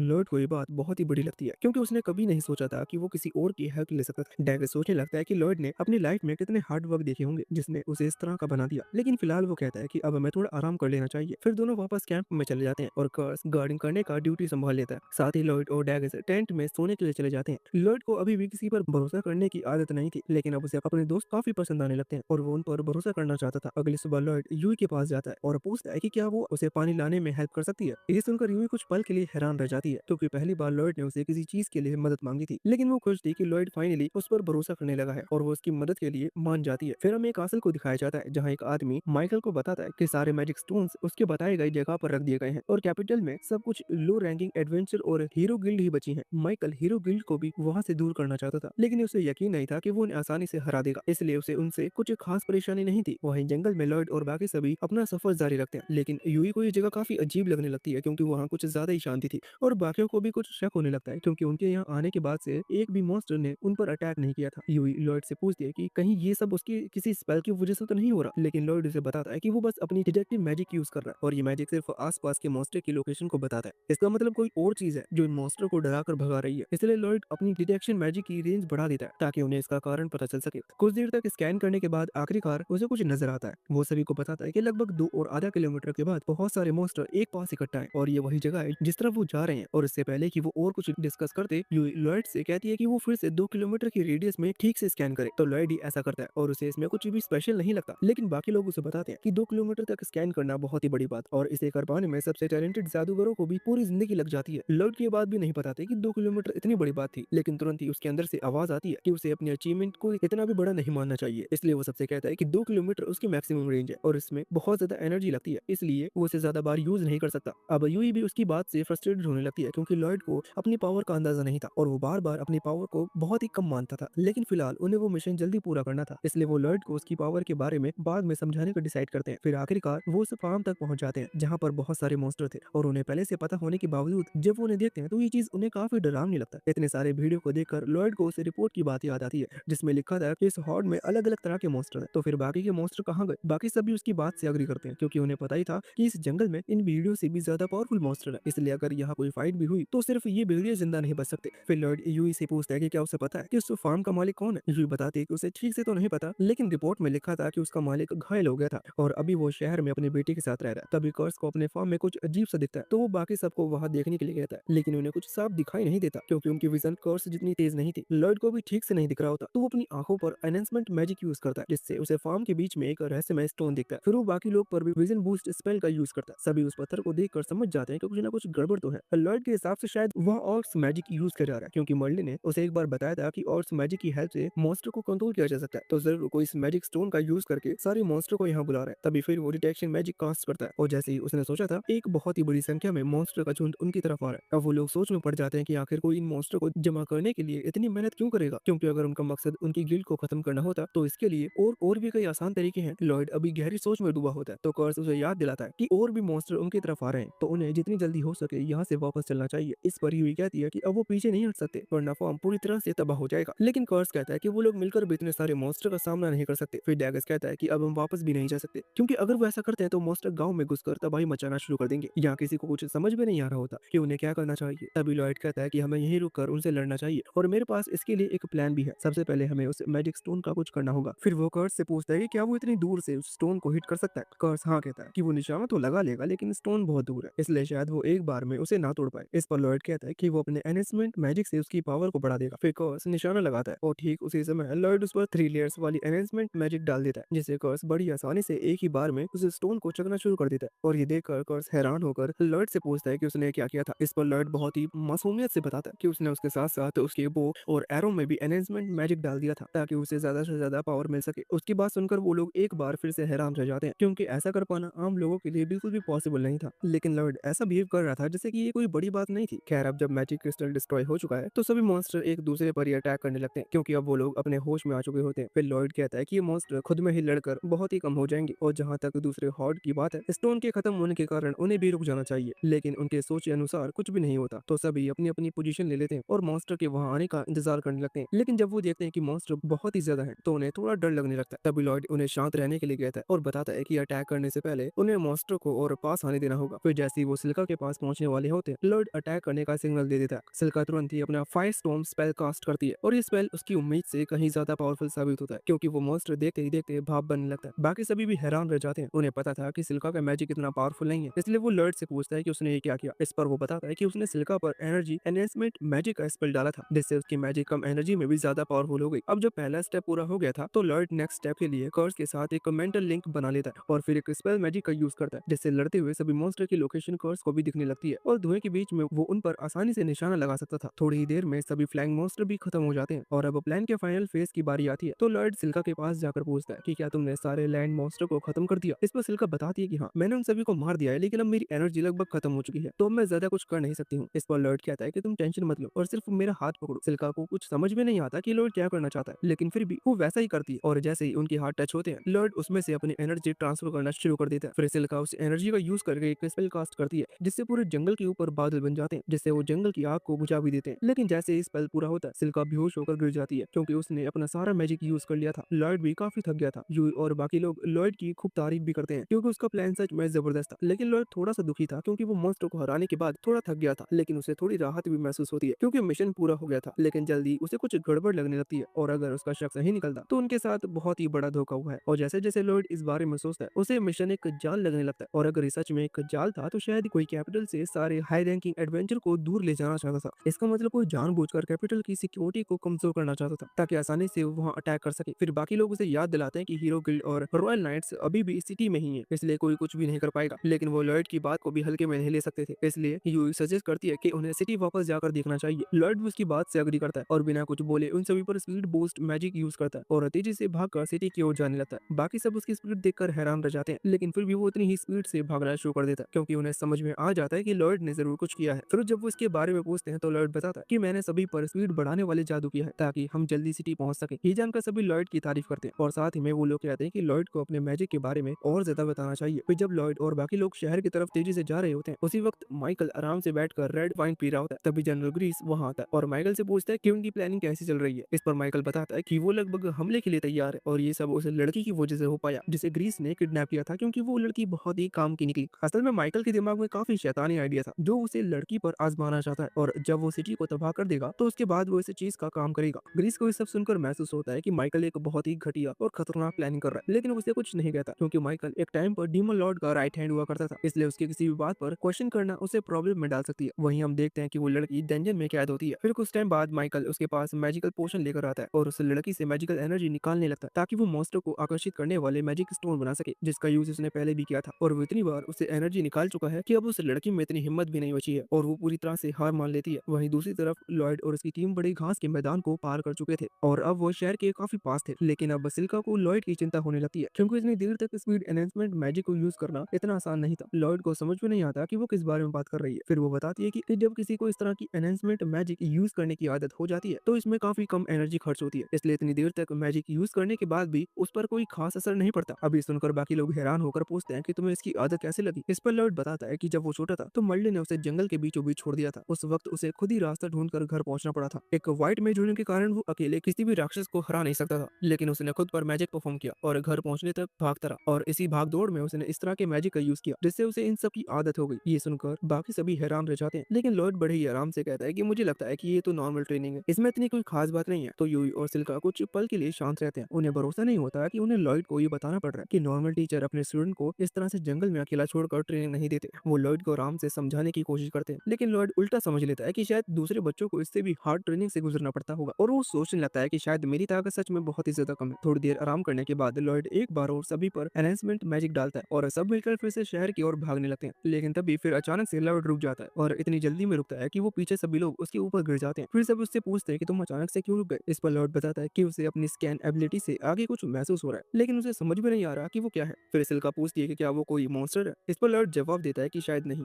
ये किसी शिकारी के जैसा लग रहा है जो अपने शिकार की तलाश में है, लेकिन वो उसे देखने के बाद ही कुछ कह सकता है। फिर वो सबसे कहता है कि तुम लोग आगे बढ़ो, मैं इसे चेक करके आता हूँ। इस पर यूई तुरंत ही मना कर देती है क्योंकि लॉयड को खुद भी नहीं पता कि वो क्या खतरा हो सकता है और अगर सच में वहाँ कोई खतरनाक चीज हुई तो वो अकेले ज्यादा कुछ नहीं कर पाएगा। लॉयड भी यूई की बात से सहमत होता है और बाकी लोग भी कहते हैं कि वो भी एक टीम का हिस्सा है, इसीलिए वो लोग भी लॉयड के साथ जाएंगे। लॉयड की बात काफी अच्छी लगती है कि वो लोग उसकी बहुत परवाह करते हैं। फिर लॉयड सबको उस जगह पर लेकर जाता है जहाँ उसे कुछ गड़बड़ लग रहा था। अब जब लॉयड उस जगह से थोड़ी दूर पर है तो वो कंफर्म होकर कह सकता है कि उस घर में मॉन्स्टर है। इस पर यूई उससे पूछती है कि क्या तुम्हें सच में यकीन है कि वहाँ मॉन्स्टर है, क्योंकि मॉन्स्टर नॉर्मली ग्रुप में होते हैं और वो कई सालों से इस आइलैंड पर कब्जा करने की कोशिश कर रहे हैं, लेकिन अभी के टाइम पर उन्हें इस आइलैंड के कई देशों में जाने से रोक दिया गया था। फिर बाकी सभी लॉयड की तरफ हैरानी से देखने लगते हैं क्योंकि ये सारी बातें बहुत ही नॉर्मल थी, लेकिन लॉयड ऐसे रिएक्ट कर रहा था जैसे वो इसे पहली बार सुन रहा हो। फिर लॉयड थोड़ा हिचकिचाते हुए एक्सेप्ट करता है कि उसे अपने बचपन की कोई भी बात याद नहीं है। उसकी सबसे पुरानी याद वो है जब मर्लिन ने उसे गोद लिया था और तब तक युद्ध पूरी तरह से खत्म हो चुका था। खैर अगर वहाँ सच में मॉन्स्टर है तो डैगस का मानना है कि उन्हें तुरंत जाकर ये सब शहर के रॉयल गार्ड्स को बताना चाहिए। लॉयड को भी उसकी बात सही लगती है, लेकिन वो पहले थोड़ा और जानकारी इकट्ठा करना चाहता था। बाकी लोग इसे समझाते हैं कि अभी उसके और नजदीक जाना खतरनाक हो सकता है। लॉयड को भी बात पता थी, लेकिन उसे उस घर के अंदर से जो मैजिकल एनर्जी महसूस हो रही थी वो बिल्कुल वैसी ही थी जैसे एनर्जी क्रिस्टल से आ रही थी जिसने सारे मॉन्स्टर को आकर्षित किया था। और अगर ये बात सच है तो उसका मतलब ये है कि उस घर के अंदर जो मॉन्स्टर है उसका किसी न किसी तरह से उस मास्टर माइंड से संबंध है जिसने उस सिटी पर हमला करने के लिए साजिश रची है। और अगर ऐसा है तो लॉयड को लगता है कि उसे खतरा उठाकर इस बारे में जानकारी इकट्ठा करनी चाहिए। तो यूई को भी उसकी बात सही लगती है और वो बाकी लोग को समझाती है कि एक योद्धा का फर्ज होता है कि वो लोगों की रक्षा करे और ये मॉन्स्टर लोगों के लिए एक बहुत ही बड़ा खतरा है और अगर उनकी किस्मत साथ देती है तो वो सिटी पर होने वाले हमले को रोक सकते हैं। इसके लिए उसे उन मॉन्स्टर को यहीं पर रोकना होगा, इसलिए कम से कम उन्हें एक बार कोशिश करनी चाहिए। लेकिन जैसे ही वो लोग उस घर की खिड़की के पास जाकर अंदर झांकते हैं तो वो लोग बहुत ही हैरान रह जाते हैं क्योंकि घर अंदर से एकदम खाली होता है। फिर लॉयड एक बार और अपनी कैनिंग से लोकेशन चेक करता है तो उसे पता चलता है कि मॉन्स्टर तो जमीन के नीचे है और उसका इरादा बिल्कुल भी अच्छा नहीं लग रहा था। तभी वो सिल्का से पूछता है कि क्या तुम अर्थ मैजिक यूज कर सकती हो, क्योंकि नीचे जाने का कोई और तरीका नहीं था। इस पर सिल्का बताती है कि हाँ मैं अर्थ मैजिक यूज कर सकती हूँ। फिर लॉयड सब पर एनहेंसमेंट मैजिक डाल देता है ताकि उनकी पावर बढ़ जाए और सिल्का अपना सैंड पिट वाला जादू इस्तेमाल करके जमीन में एक गड्ढा बना देती है और उस गड्ढे से गिरते हुए वो सीधा मॉन्स्टर के रिचुअल के बीच में जाके गिरते हैं, जिससे सभी मॉन्स्टर घबरा जाते हैं और गुस्से में पूछते हैं कि तुम लोग कौन हो। लेकिन यूई अपनी तलवार एक राक्षस के चेहरे पर तान देती है और धमकी देती है कि अगर वो सच नहीं बताएंगे कि वो लोग वहाँ क्या कर रहे हैं तो वो उसे जान से मार देगी। लेकिन कुछ होने से पहले ही एक और मॉन्स्टर बीच में आ जाता है और अर्थ मैजिक से यूवी की तरफ ढेर सारे पत्थर फेंक देता है, जिससे यूवी का ध्यान भटकता है और इतने में ही पहला मॉन्स्टर वहां से भाग जाता है। फिर तभी कर्स एक मॉन्स्टर के सीने में गोली मार देता है। तो पहला मॉन्स्टर अपने साथियों को छोड़कर सीधा दरवाजे की तरफ भागता है और दरवाजा बंद करके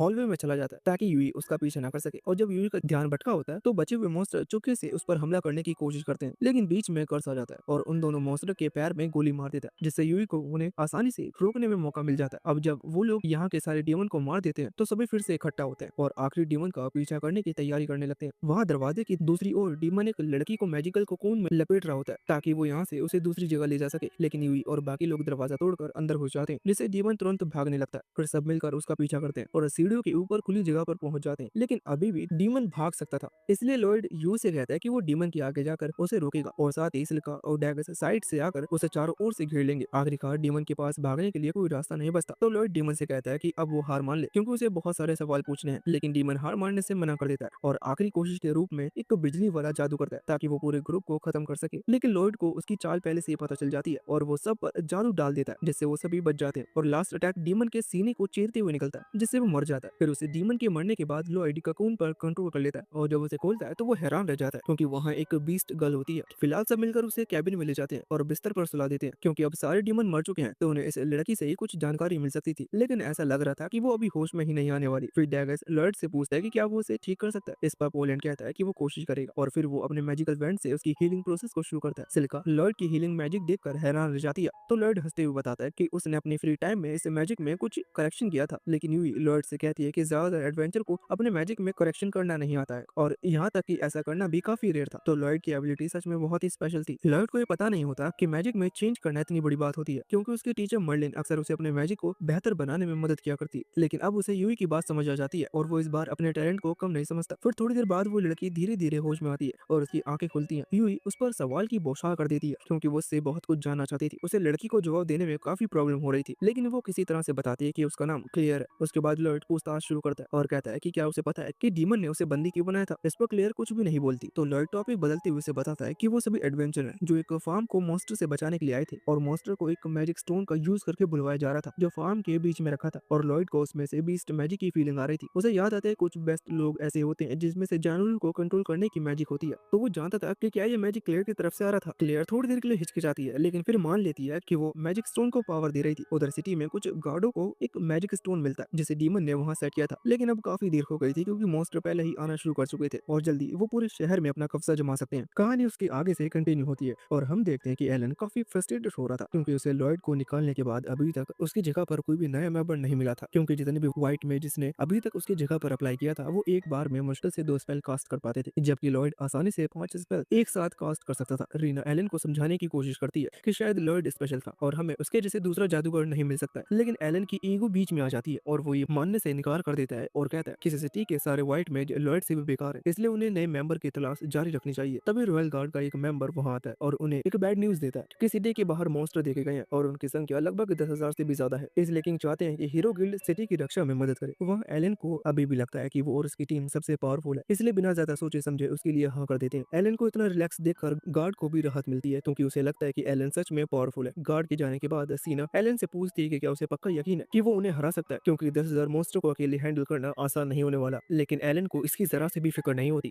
उसके दिमाग में बस यह चल रहा था कि जैसे ही वो इस मिशन को पूरा करेगा किंग उसे खूब सारे नाम देंगे और सभी लोग उसे सबसे पावरफुल इंसान के रूप में जानेंगे। लेकिन उसकी बातें सुनकर बाकी लोग पहले ही समझ जाते हैं कि इसका अंजाम अच्छा नहीं होने वाला। उधर जंगल में लॉयड और क्लियर जंगल में दूसरे मॉन्स्टर के ग्रुप का पता लगा लेते हैं। अगर ये मॉन्स्टर पहले वाले ग्रुप के साथ मिल जाते हैं तो सिटी को कोई भी नहीं बचा पाएगा। लॉयड क्लियर से कहता है कि उन्हें इन मॉन्स्टर से छुटकारा पाने के लिए कुछ करना ही होगा, लेकिन क्लियर इस बात को लेकर थोड़ा हिचकिचाती है और पूछती है कि क्या ऐसा कोई तरीका है जिनसे इन सारे मॉन्स्टर को बिना मारे रोका जा सके, क्योंकि भले ही डीमन उन्हें कंट्रोल कर रहे थे लेकिन इन सभी मॉन्स्टर को यहाँ लाने में उसकी एनर्जी का इस्तेमाल हुआ है, इसलिए वो उनके लिए खुद को जिम्मेदार मानती है। लॉयड समझ जाता है कि क्लियर इन मॉन्स्टर को नहीं मारना चाहती है, इसलिए वो प्रॉमिस करता है कि वो कुछ ऐसा प्लान बनाएगा जिससे सिटी भी बच जाएगी और मॉन्स्टर भी कम से कम मारे जाएंगे, लेकिन इसके लिए उसे क्लियर की मदद चाहिए होगी। वो पूछता है कि क्या क्लियर अपनी मैजिक का यूज करके इन मॉन्स्टर को उनके प्लेस पर वापस भेज सकती है। क्लियर कहती है ये पॉसिबल है, लेकिन इतने सारे मॉन्स्टर को एक साथ संभाल पाना मुश्किल होगा। फिर लॉयड पूछता है कि अगर वो सपोर्ट मैजिक से उसकी ताकत बढ़ा दे तो क्या उसके बाद वो ये कर पाएगी। क्लियर इस पर श्योर नहीं होती, लेकिन वो कोशिश करने के लिए तैयार थी। वो मॉन्स्टर से बात करने के लिए अपनी मैजिक का यूज करने लगती है, लेकिन उसे ऐसा करने से जंगल में कोई चीज रोक रही थी और जब तक इस चीज को दूर नहीं किया जाता तब तक वो कुछ कर नहीं सकती थी। वहाँ एलन सिटी में सभी बचे हुए एडवेंचर्स की मीटिंग बुलाता है, लेकिन वो काफी निराश था क्योंकि बचे हुए सारे एडवेंचर बहुत कमजोर थे। फिर सीना उससे कहती है कि ये सारे ए रैंक और उससे ऊपर की टीम को पहले ही मिशन पर भेज दिया गया है, इसलिए यहाँ सिर्फ बी रैंक की और उसके नीचे एडवेंचर ही बचे हैं और ये काफी मुश्किल घड़ी है, लेकिन इसका ये मतलब नहीं है कि तुम इनकी बेइज्जती करो। एलन बी रैंक एडवेंचरर्स के साथ काफी बदतमीजी से बात कर रहा था, जिससे वो लोग गुस्से में आने लगते हैं। लेकिन इससे पहले कि माहौल ज्यादा बिगड़ता, गिल्ड ब्रांच मैनेजर वहां आ जाता है और सबको शांत करवा कर कहता है कि हम यहाँ मॉन्स्टर से लड़ने के लिए आए हैं, एक दूसरे से लड़ने के लिए नहीं, और ये समय बहस करने का नहीं है। तो एलन मान जाता है कि वो दूसरे के साथ अच्छे से बर्ताव करेगा। फिर एलन सबको अपना प्लान बताने के लिए खड़ा होता है। वो कहता है कि सभी मेज स्टार्टिंग में अपना सबसे पावरफुल अटैक यूज करेंगे और कम से कम 10 मॉन्स्टर को तो मार दे, और फिर जब तक वो लोग अपनी एनर्जी रिकवर करेंगे, और बाकी फाइटर्स भी ऐसे ही करेंगे, और वो इसे तब तक रिपीट करेंगे जब तक ये सारे मॉन्स्टर खत्म नहीं हो जाते। अब कहने में तो ये प्लान बहुत ईजी था, लेकिन एडवेंचर एलन से कहते हैं कि उनके पास इतनी पावर नहीं है कि वो इस प्लान पर काम कर सके। उनकी सबसे पावरफुल स्पेल भी मुश्किल से एक मॉन्स्टर को मार पाएगी, तो हर किसी के लिए 10 मॉन्स्टर को मारना तो इम्पॉसिबल है। ये सुनने के बाद एलन उन्हें फिर से यूजलेस कहने लगता है, लेकिन तभी मिया बोल पड़ती है कि वो खुद भी 10 मॉन्स्टर को नहीं मार पाएगी। तो एलन उससे पूछता है कि वो क्या कहना चाह रही है। इस पर मिया बताती है कि कुछ समय पहले से उसके स्पेल की शक्ति अचानक से कम हो गई है और तब से वो मैजिक इतने अच्छे से यूज नहीं कर पा रही है। और ये सिर्फ उसके साथ नहीं हो रहा, बल्कि सीना, लुलू और रीना का भी यही हाल है, और ये लॉयड के उनकी टीम छोड़ने के बाद से हो रहा है। ये सुनकर एलन कहने लगता है कि उन लोगों ने अपनी स्किल के बारे में उससे झूठ बोला, लेकिन रीना उसे साफ साफ कह देती है कि किसी ने भी तुमसे झूठ नहीं बोला, बल्कि ये चीज तुम्हारे साथ भी हो रही है, और अगर तुम अपनी ट्रेनिंग के लिए थोड़ा सा भी डेडिकेटेड होते तो अब तक समझ चुके होते कि तुम पहले से कमजोर हो चुके हो, लेकिन तुम हीरो होने की घमंड में खोए हुए थे और अब तुम अपने टाइटल के भी हकदार नहीं हो। अब ये सब रीना ने सारे एडवेंचर के सामने बोला होता है, जिससे एलन को बहुत ज्यादा शर्मिंदगी महसूस होने लगती है, और वो अपनी पावर दिखाने के लिए पूरी ताकत से रीना को पंच करने की कोशिश करता है, लेकिन रीना उसके पंच को आसानी से रोक लेती है। ये सारा सीन सभी लोग देख रहे थे, तो अब एलन की रेपुटेशन बचने का कोई चांस नहीं था, खास करके जब वो पिछले आधे घंटे से यहाँ सभी लोगों को कमजोर कह रहा था। उसके बाद वो शर्मिंदगी के कारण वहाँ से भाग जाता है, और बाकी एडवेंचर सोच में पड़ जाते हैं कि आखिर ऐसा इंसान हीरो कैसे बन गया। उन्हें समझ आ जाता है कि वो उस पर भरोसा करके अपनी जान नहीं बचा सकते,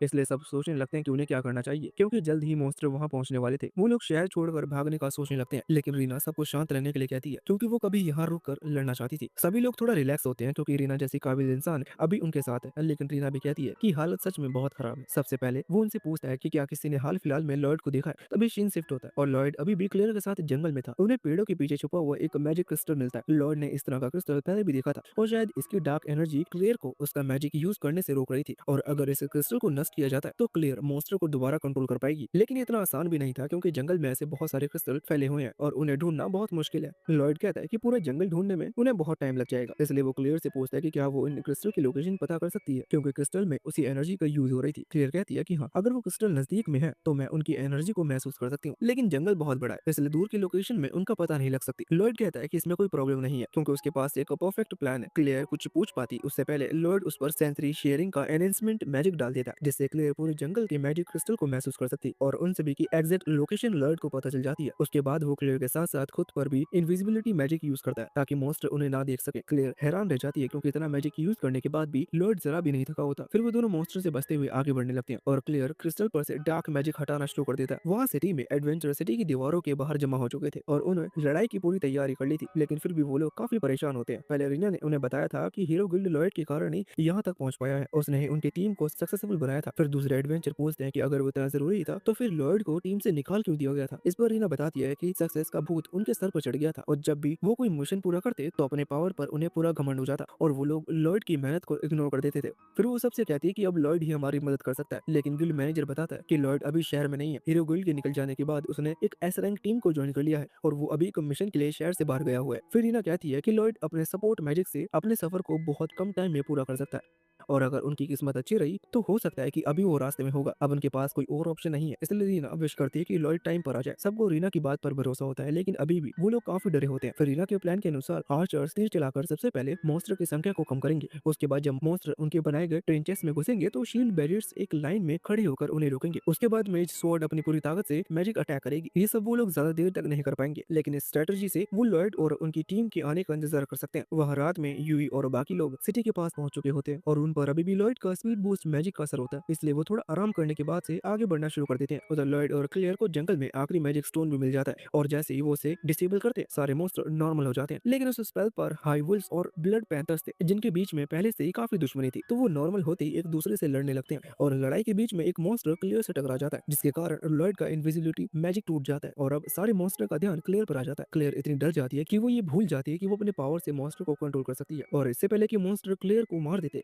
लॉर्ड सभी मॉन्स्टर का ध्यान अपनी ओर खींच लेता है। वहाँ सिटी में भी हालत कुछ ठीक नहीं थी। भले ही उन लोगों ने अभी तक मॉन्स्टर को रोक लिया था, लेकिन इतनी देर तक लड़ने के कारण वो लोग थकने लगे थे और फिर धीरे धीरे मॉन्स्टर उनकी फॉर्मेशन तोड़ने लगते हैं। अगर हालात ऐसे ही चलते रहे तो वो लोग ज्यादा देर तक टिक नहीं पाएंगे। लेकिन जैसे ही वो लोग हार मानने वाले थे, एक विशाल फायरवॉल का अटैक होता है और ये अटैक यूई और उसकी टीम ने किया होता है। यानी कि आखिरकार वो लोग यहाँ पहुंच चुके थे। उधर लॉर्ड मॉन्स्टर के हमलों से बचने की पूरी कोशिश कर रहा होता है और उसे देखकर क्लियर बहुत हैरान थी कि लॉर्ड इतनी तेजी से कैसे मूव कर पा रहा है। लेकिन उसे समझ में नहीं आ रहा था कि वो मॉन्स्टर पर हमला क्यों नहीं कर रहा, जबकि वो जानती है कि लॉर्ड जैसे ताकतवर इंसान के लिए ऐसे मॉन्स्टर को हराना बहुत ही आम बात थी। तभी उसे याद आता है कि लॉर्ड ने उसे प्रॉमिस किया था कि वो उसके लिए मॉन्स्टर को कम से कम मारेगा और शायद इसलिए वो उन पर अटैक भी नहीं कर रहा। क्लेयर नहीं चाहती थी कि उसकी वजह से लॉर्ड परेशान हो, इसलिए वो अपनी पावर को यूज करना शुरू करती है और एक गाना गाती है जिससे सारे मॉन्स्टर शांत हो जाते हैं और वापस जंगल की तरफ लौटने लगते हैं। लॉर्ड उसकी एबिलिटी को देखकर बहुत इंप्रेस था। वो क्लेयर से पूछता है कि उसने क्या किया था। क्लेयर बताती है कि उसने बस अपनी पावर से मॉन्स्टर को पोलाइटली जंगल में वापस जाने के लिए कहा और उन्होंने उसकी बात मान ली। खैर, अब जब वो वहाँ की सिचुएशन कंट्रोल में आ चुकी थी तो लॉर्ड क्लियर से कहता है कि अब हमें जल्दी से सिटी लौटना होगा। वहाँ सिटी में भी अभी भी वो लोग मॉन्स्टर से फाइट कर रहे थे और यूई की टीम के हेल्प के बाद भी मॉन्स्टर को कुछ खास फर्क नहीं पड़ा था। साथ ही उनकी एनर्जी भी खत्म होने लगी थी। ऐसा लग रहा था कि अब सब खत्म हो जाएगा। रीना सबको हार ना मानने के लिए कहती है क्योंकि उसे यकीन था कि वो लोग जीतने का कोई रास्ता जरूर निकालेंगे। लेकिन फ्रंट लाइन पहले ही टूट चुकी थी और चारों तरफ लोग घायल हो रहे थे। किसी तरह से वो अभी तक टिके हुए थे, लेकिन अब उनकी सारी डिफेंस पूरी तरह से नष्ट हो चुकी थी। गिल्ड मैनेजर भी डरने लगते हैं कि शायद अब पूरा शहर खत्म होने वाला है। लेकिन इससे पहले कि सिटी पूरी तरह से खत्म होती, जंगल के पास से किसी के गाने की आवाज सुनाई देती है और ये क्लियर थी जिसका गाना लॉयड के मैजिक से बूस्ट हो गया था। उन दोनों की मेहनत से सभी मॉन्स्टर ने हमला करना बंद कर दिया था और जंगल की ओर जाने लगे थे। फिर सारे मॉन्स्टर के जाने के बाद क्लियर आखिरी खाल गाना बंद करती है और थकावट के कारण लगभग बेहोश ही हो जाती है। लेकिन लॉर्ड उसे संभाल लेता है। दोनों खुश थे कि उन्होंने शहर बर्बाद होने से बचा लिया, लेकिन इसका मतलब ये नहीं था कि खतरा हमेशा के लिए टल गया, क्योंकि ये पूरी घटना डीमंस की साजिश थी और उन्होंने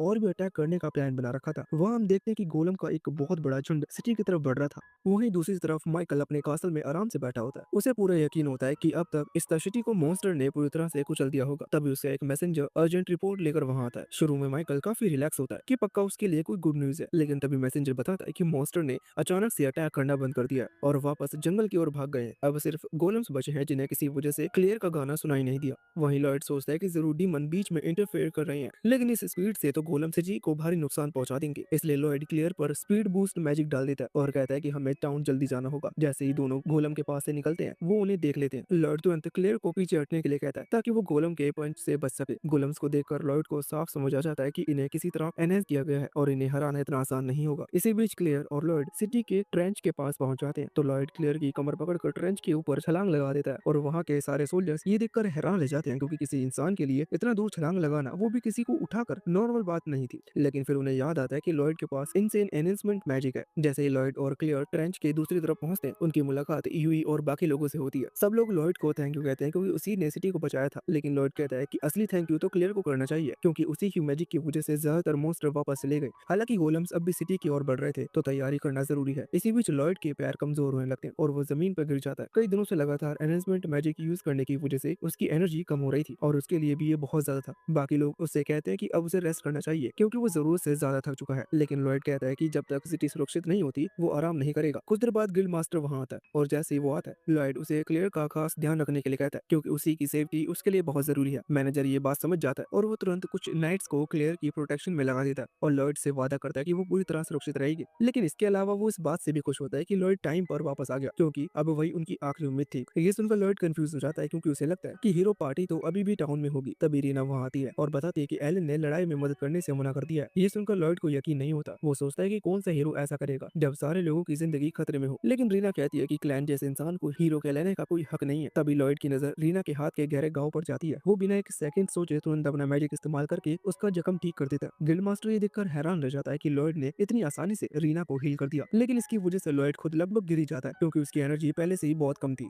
रीना उससे कहती है कि उसे सिर्फ उसकी वजह से अपने आप को इतना पुश करने की जरूरत नहीं थी, लेकिन लॉयड कहता है कि वो उसे उस हालत में कभी नहीं छोड़ सकता था। फिर रीना उससे कहती है कि वो हमेशा से लॉयड से माफी मांगना चाहती थी क्योंकि उसी की वजह से हीरो पार्टी स्ट्रॉन्ग बन पाई थी, लेकिन लॉयड अब भी इनकार करता है और कहता है कि वो इतना स्ट्रॉन्ग नहीं है। तब रीना साफ कहती है कि उसकी सपोर्ट उनके लिए सबसे बड़ी चीज थी, लेकिन अब तक किसी ने भी लॉयड को उसके लिए काम का क्रेडिट नहीं दिया था और रीना मानती थी कि इसमें उसी की गलती थी क्योंकि उसने एलन को लॉयड को पार्टी से निकालने के लिए नहीं रोका था। तभी अचानक गार्ड्स अलार्म बेल्स बजाते थे क्योंकि गोलम सिटी तक पहुंच चुके थे। कुछ गोलम ट्रेंच में गिर जाते हैं, लेकिन अभी भी बहुत सारे गोलम्स खड़े थे। गार्ड्स बिना सोचे समझे उन पर अटैक करने के लिए आगे बढ़ जाते हैं। लॉयड उन्हें रोकने की कोशिश करता है और कहता है कि अभी रुको, ये गोलम्स नॉर्मल नहीं है, लेकिन तब तक बहुत देर हो चुकी होती है। जैसे एक गार्ड अपनी तलवार गोलम पर चलाता है, तलवार तुरंत टूट कर बिखर जाती है है। वो गार्ड शॉक में खड़ा रह जाता है और तभी गोलम उसे एक जबरदस्त राइट हुक मारकर जमीन पे गिरा देता है। ये देखकर सबको समझ आ जाता है कि हालत बहुत बिगड़ सकते हैं। तभी रीना अपनी शील्ड उठाती है और सबको पूरी ताकत से अटैक करने के लिए कहती है, लेकिन तभी मैजिक स्पेल और वेपन्स गोलम की पत्थर जैसी बॉडी का कुछ बिगाड़ नहीं पाते। सबको पीछे हटना पड़ता है और धीरे धीरे सब निराश होने लगते हैं। अगर जल्दी कुछ ना किया गया तो सिटी पूरी तरह से तबाह हो जाएगी। तभी लॉर्ड यूई से कहता है कि वो सब पर एनहेंसमेंट मैजिक डालने वाला है। यूई घबरा जाती है और पूछती है कि क्या वो सच में कर पाएगा, क्योंकि 100 से भी ज्यादा लोगों पर एनहेंसमेंट मैजिक डालना इम्पॉसिबल है। लेकिन लॉर्ड कहता है कि वो ये कर लेगा, लेकिन उसकी हालत ऐसी नहीं थी कि वो एक बार में ही सब पर मैजिक डाल सके, इसलिए उसे एक एक ग्रुप करके मैजिक डालना पड़ेगा। लॉर्ड स्पेल कास्ट करना शुरू करता है और जैसे ही वो अपना काम खत्म करता है उसके पैर लड़खड़ा जाते हैं, क्योंकि उसका एनर्जी का बहुत ही ज्यादा खतरनाक रूप से काम हो चुका था। वो बाकी लोगों से कहता है कि उसने फ्रंट लाइन वॉरियर्स पर स्ट्रेंथ बूस्ट और सारे मेजेस पर एनर्जी बूस्ट डाल दिया है, लेकिन उन्हें जल्दी करनी होगी क्योंकि लॉर्ड की कम एनर्जी के कारण उन पर ज्यादा देर तक मैजिक नहीं रुकेगी। फिर जैसे ही गोलम आगे बढ़ते हैं, यूई टावर पर चढ़ जाती है और सभी सोल्जर्स को चिल्लाकर बताती है कि लॉर्ड ने तुम सब पर एनहेंसमेंट मैजिक डाल दिया है, अब तुम लोग गोलम से लड़ सकते हो। सोल्जर्स को यकीन करना मुश्किल लग रहा था कि लॉर्ड ने सच में इतनी जल्दी सब पर मैजिक डाल दिया, इसलिए वो थोड़ा हिचकिचा रहे थे। तभी अचानक से सोल्जर पर गोलम का अटैक होने वाला होता है। उसी समय रीना भाग कर आती है और अपनी शील्ड से उसे रोक देती है। उसके तुरंत बाद यूवी टावर से छलांग लगाकर नीचे आती है और एक ही बार में गोलम को बीच में से दो हिस्से कर देती है। जैसे ही पहला गोलम गिरता है, रीना सबके सामने अपनी शील्ड उठाकर कहती है कि ये प्रूफ है कि लॉर्ड का एनहेंसमेंट मैजिक सच में काम कर रहा है। अब सब लोग ये देखकर समझ जाते हैं कि सच में उनके अंदर पहले से कहीं ज्यादा ताकत है और लॉर्ड की मदद से शायद ये जंग जीती जा सकती है। इसी बीच लॉर्ड कर्स को कहता है कि वो मैजिक यूनिट की मदद करे, साथ ही डैगस और सिल्का तुरंत फ्रंट लाइन ज्वाइन करे, लेकिन खुद लॉर्ड अब लगभग गिरने की कगार पर होता है। गार्ड दौड़ कर आता है, उसे सहारा देता है और फोर्ट तक ले जाता है ताकि वो रेस्ट कर सके। उधर लॉर्ड की मैजिक बूस्ट की वजह से एडवेंचरर्स अब एक के बाद एक गोलम को खत्म करते जा रहे थे और लॉर्ड खुद टावर से खड़े होकर सबको चेयर कर रहा था। लेकिन तभी जैसे ही आखिरी गोलम को हराने वाले होते हैं, अचानक लॉर्ड का एनहेंसमेंट मैजिक खत्म हो जाता है और एडवेंचर फिर से पावरलेस हो जाते हैं। अब भले ही सामने सिर्फ एक गोलम बचा था, लेकिन अगर वो सिटी तक पहुंच गया तो वो पूरी तबाही मचा देगा। यूई सामने दौड़ कर आती है और गोलम का रास्ता रोक लेती है। जैसे ही गोलम उस पर अटैक करने वाला होता है, रीना उसे धक्का देकर साइड में कर देती है ताकि डैगस उसका पंच ब्लॉक कर सके, लेकिन इस तरह वो लोग ज्यादा देर तक उसे रोक नहीं पाते। लॉर्ड समझ जाता है कि उसे ही कुछ करना होगा। उसका एनर्जी अब लगभग पूरी तरह खत्म हो चुका था, लेकिन फिर भी वो किसी तरह अपनी बची कुची एनर्जी इकट्ठा करके यूई की तलवार पर एनहेंसमेंट मैजिक डाल देता है। यूई को तुरंत समझ आ जाता है कि लॉर्ड ने क्या किया है, इसलिए वो रीना और डैगस से कहती है कि वो उसे कवर करे। दोनों अपनी शील्ड उठाकर गोलम का पंच ब्लॉक कर लेते हैं और उसी मौके का फायदा उठाकर यूई अपनी तलवार पकड़ती है और गोलम के हाथ पर दौड़ती है और सीधा उसका सर काट देती है। इसके साथ ही स्टार सिटी आखिरकार बच जाता है। लॉर्ड एक लंबी सांस लेता है क्योंकि अब वो फाइनली आराम कर सकता है। इधर माइकल के कासल में जनरल गुस्से में उसके ऑफिस में घुस जाता है क्योंकि उसे पता चलता है कि उनकी प्लानिंग के लिए पकड़ा गया बीस्ट सिविल भाग गया है। वो एक्सप्लेनेशन मांगता है, लेकिन माइकल को पहले ही अंदाजा था कि उनका प्लान फेल हो चुका है और जनरल उससे नाराज होगा, इसलिए पहले ही अपना सामान करके वहाँ से भाग गया था। ये देखकर जनरल